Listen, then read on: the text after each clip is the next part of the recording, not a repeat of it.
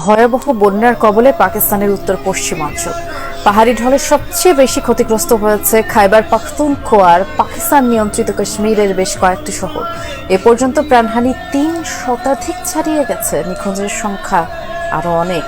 এমন পরিস্থিতিতে জরুরি বৈঠকে বন্যা মোকাবিলায় বেশ কিছু নির্দেশনা দেন প্রধানমন্ত্রী শাহবাজ শরীফ। পাহাড় বেয়ে যেন ধেয়ে আসছে সাক্ষাৎ মৃত্যুদূত।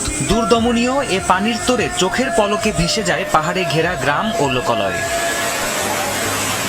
ভয়াবহ এই বন্যা দেখা দিয়েছে উত্তর পশ্চিম পাকিস্তানের বেশ কয়েকটি অঞ্চলে। বর্ষা মৌসুমে অঞ্চলটিতে প্রায়ই ক্লাউড বার্স্ট বা মেঘ বিস্ফোরণের ফলে ভারী বৃষ্টি হয়। দেখা দেয় বন্যা ও ভূমিধসের মতো প্রাকৃতিক দুর্যোগ। সাম্প্রতিক এ বন্যায় সবচেয়ে বেশি ক্ষতিগ্রস্ত হয়েছে খাইবার পাখতুনখোয়া প্রদেশ।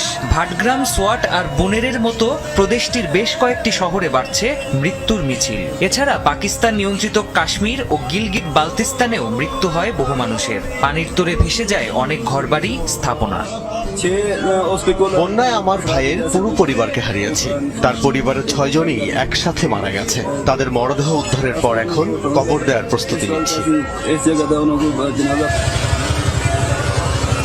এদিকে বন্যা কবলিত অঞ্চলগুলোয় মোতায়েন করা হয়েছে 2000-এরও বেশি উদ্ধারকর্মী। শুক্রবার রাতভর উদ্ধার কাজ পরিচালনার পর কাদামাটির নিচ থেকে 1500-এরও বেশি মানুষকে জীবিত উদ্ধার করেন তারা। আহতদের ভর্তি করা হয় হাসপাতালে। रेस्क्यू ने अपना ऑपरेशन स्टार्ट किया और আমরা অনেককেই উদ্ধার করতে পেরেছি, তবে এখনো বহু মানুষ নিখোঁজ। তাদের উদ্ধারে কাজ করছি আমরা। অনেক স্থানে মৃতদেহ পড়ে থাকারও খবর পেয়েছি।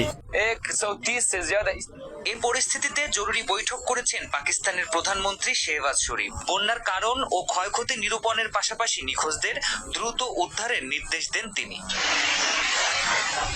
প্রাণপ্রতিম কুণ্ডু, যমুনা নিউজ।